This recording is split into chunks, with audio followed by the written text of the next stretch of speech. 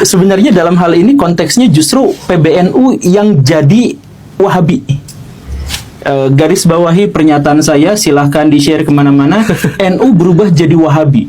Karena apa? Karena gini, tunjukkan satu saja ada konsesi yang berhasil mereklamasi, mereboisasi kembali kepada ekosistem awalnya. Tunjukkan satu aja di mana wilayah pertambangan di Indonesia ini yang mampu mengembalikan ke ekosistem awalnya.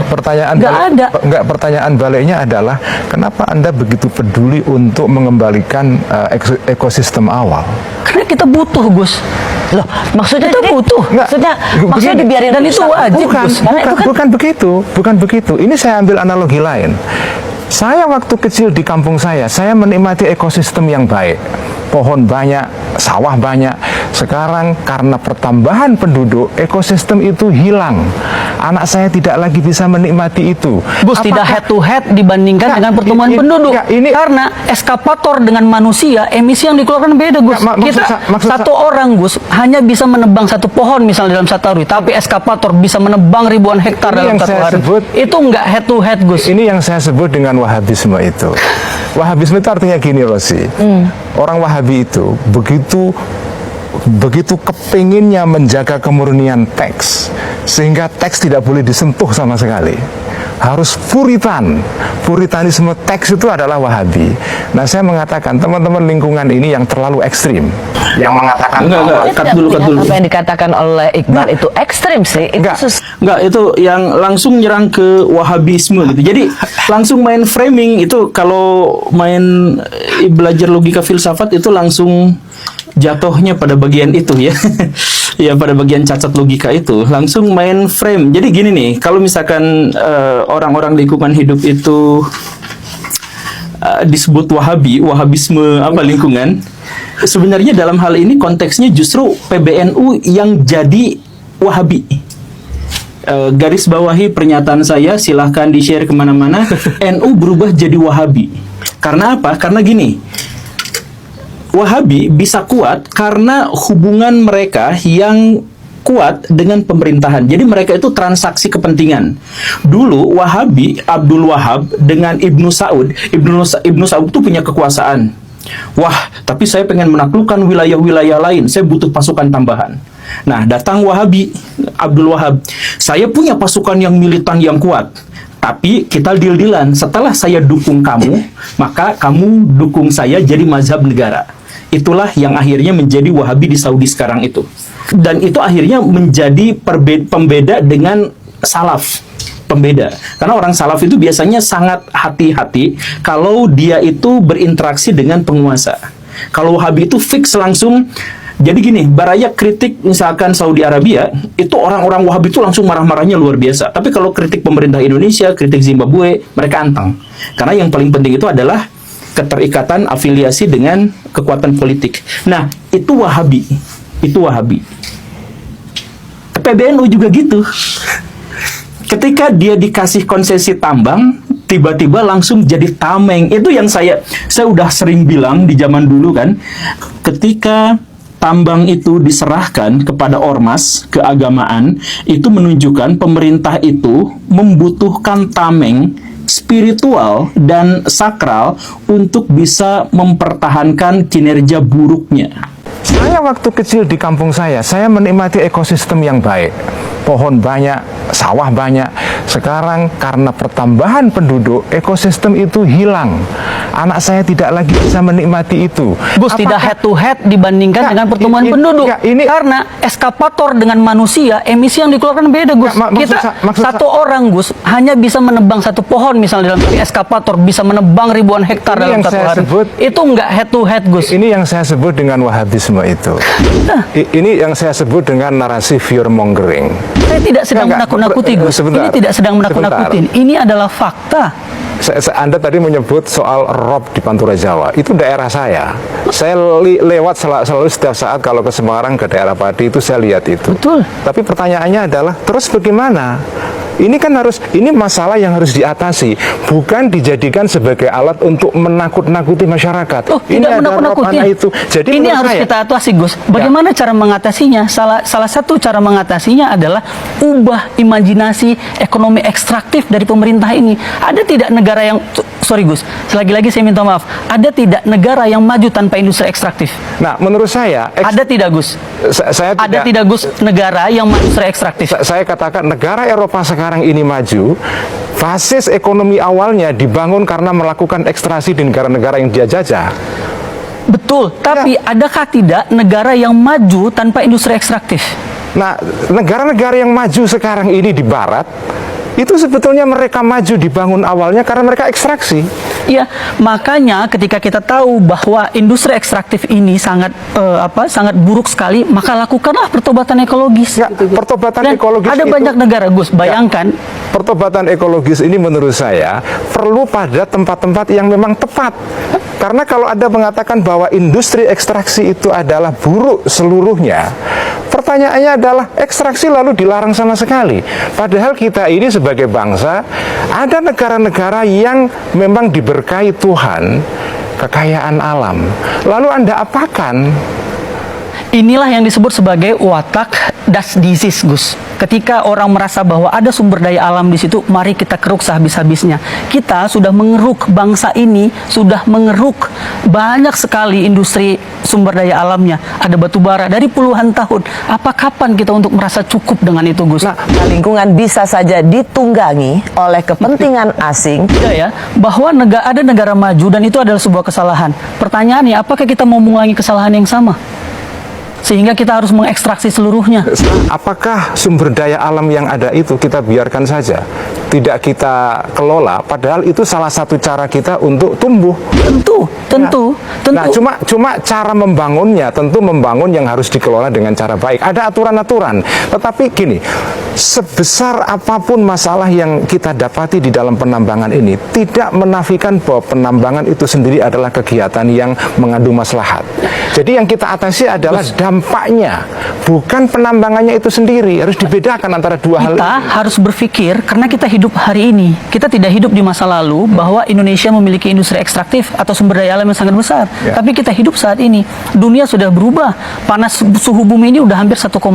Sehingga kita harus melakukan perubahan sehingga krisis iklim tidak terjadi pada kita. Itu yang harus kita lakukan. Nah, pertanyaannya, makanya saya bilang, apa kita tidak cukup dengan apa yang sudah kita ekstraksi dari perut bumi ini? Kata cukup ini yang penting untuk pemerintah sama kita semua, bahwa apakah semuanya mau kita angkat? Apa batasannya? Padahal lain, Batasannya cukup di mana? karena kita mampu. Makanya maka tadi Greenpeace memiliki riset yang mengatakan bahwa kalau kita beralih dari industri ekstraktif ini ke industri yang lebih hijau, maka dalam waktu 10 tahun kita akan menghasilkan GDP hampir dua kali lipat dari apa yang kita dapatkan dengan industri ekstraktif, dan pembukaan lapangan pekerjaan juga akan mencapai 19 juta. Saat ini subsidi yang diberikan pemerintah pada energi fosil juga jauh lebih besar daripada industri renewable energy, sehingga renewable energy kita tidak maju-maju karena perspektif kita masih memberikan subsidi pada energi fosil. Yang sekarang dialami oleh Eropa. Sekarang ini di Eropa ada gelombang naiknya politik kanan.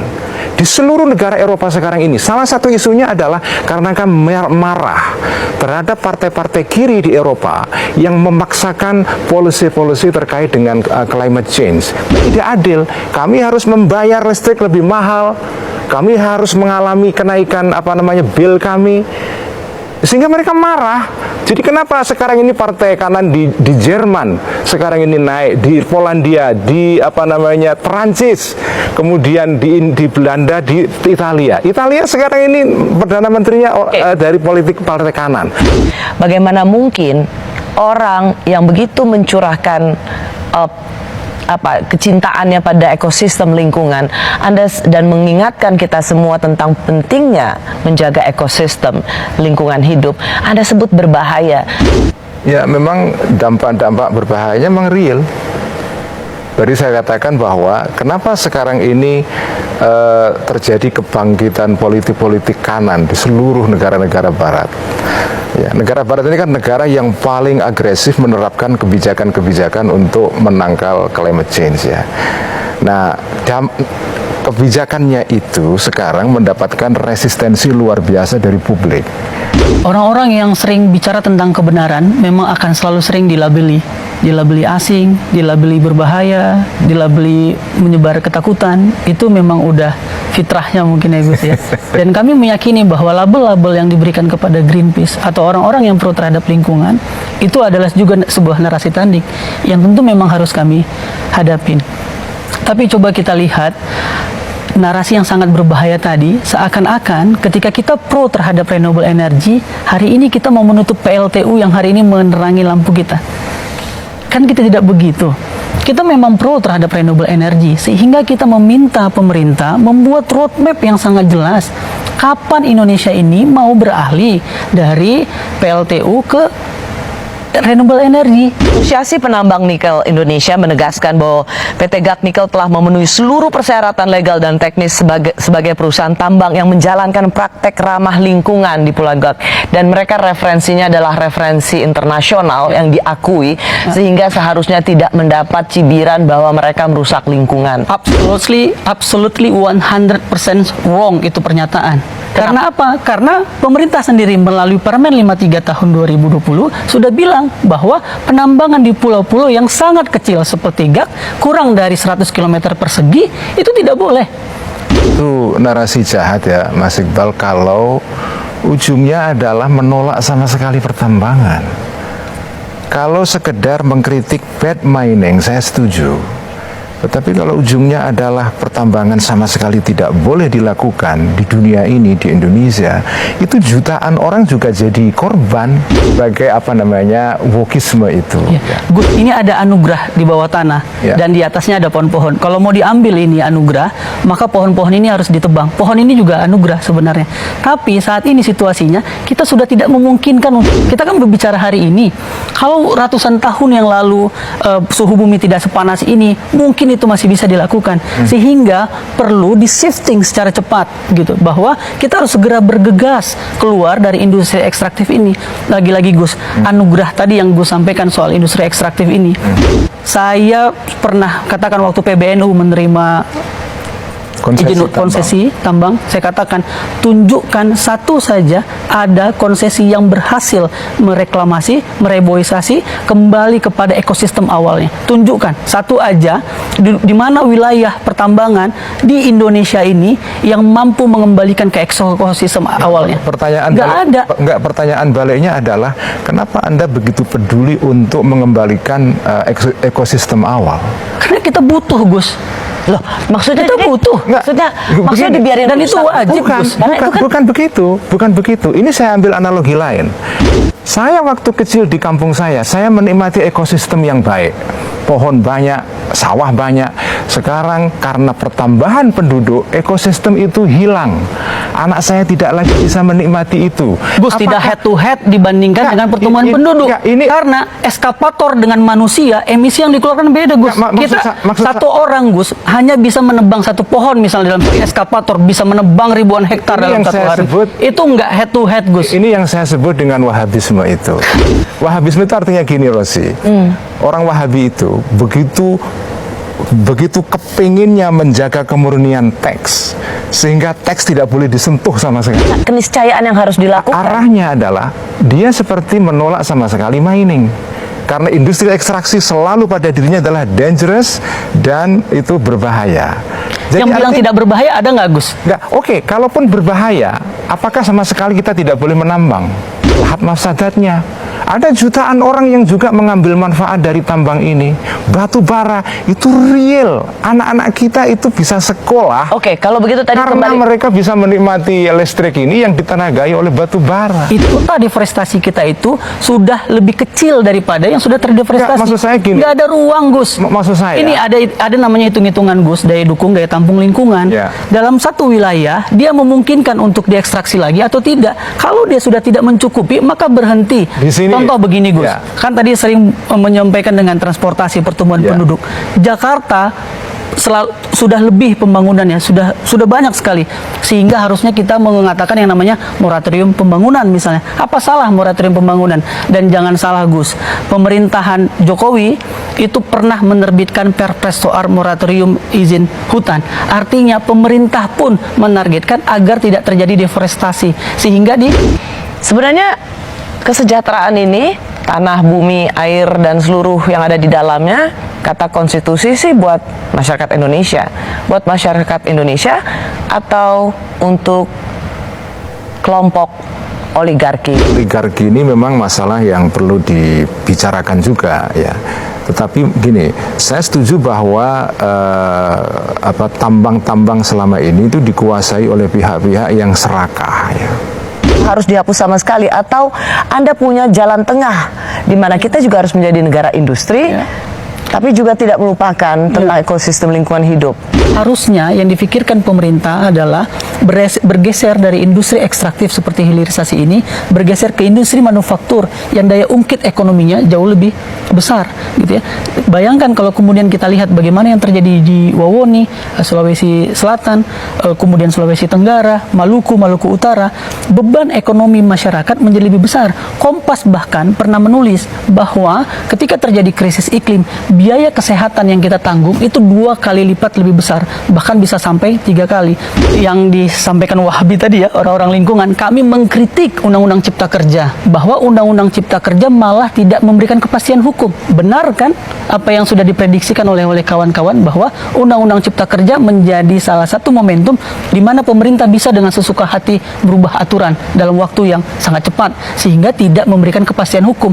Menanggapi yang terakhir ini ya, soal meninggalkan energi fosil sama sekali ini adalah isu yang masih contested.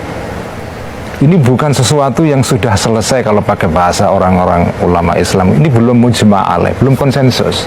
Kalau kita baca literatur, ini memang ini Terus menjadi diskusi. Ya, diskusi ini masih berlangsung. Tentu saja ada kalangan yang mengatakan bahwa kita harus meninggalkan sama sekali energi fosil. Tetapi ada juga kalangan lain yang mengatakan energi fosil selama masih ada, kenapa nggak kita gunakan? Contested Gus. Typhoon Hainan di Filipina itu tidak contested. Di Valencia ada banjir, itu tidak contested. Anak-anak yang mati itu tidak contested Gus. Ini krisis iklim sudah di depan mata dan kita menjadi korban. Dan para ahli di IPCC sudah bilang bahwa kalau kemudian suhu bumi naik 1,5, itu masih contested. Saya belum mengatakan itu tapi sudah settle. krisis iklim sudah di depan mata Gus. Krisis iklim ada. Hanya saja Gus dan saya dan Karosi belum menjadi korban, sehingga ini kita masih merasa jauh. Tapi kalau seandainya kita tinggal di Pasifik, kita tinggal di Filipina, krisis iklim bagian dari. Ya tidak usah jauh-jauh, tidak usah di Filipina, di daerah saya di Demak itu sudah mulai problem rob. Ada masalah, ya harus diatasi, tapi tidak, cara mengatasinya adalah perubahan iklim, dan perubahan iklim harus yang harus dilakukan adalah menurunkan emisi Gus. Yang harus dilakukan itu juga di masih global contested. ini adalah harus menurunkan emisi Itu masih sehingga contested. agar suhu bumi ini tidak naik. Ya. Ini walaupun katakanlah konsisten, ya. tapi Gus, korban-korban krisis iklim ini sudah terjadi di mana-mana, sehingga ini juga kesepakatan dari Paris Agreement bahwa bumi ini tidak boleh panasnya lebih dari 2 derajat atau bahkan kalau bisa 1,5, sehingga seluruh orang di muka bumi ini, seluruh negara harus sama-sama menurunkan emisinya. Artinya gini Gus, itu juga sebagai syarat agar manusia tidak rakus melakukan ekstraksi. Karena apa? Ada batas atas Gus. Lagi-lagi kita tahu bahwa ini anugerah, kita tahu bahwa energi fosil ini anugerah, tapi ada batas atas. Kalau kita tahu bahwa ada semangka yang banyak hari ini, apa mau kita habiskan hari ini? Apa mau kita habiskan semua? Kita tahu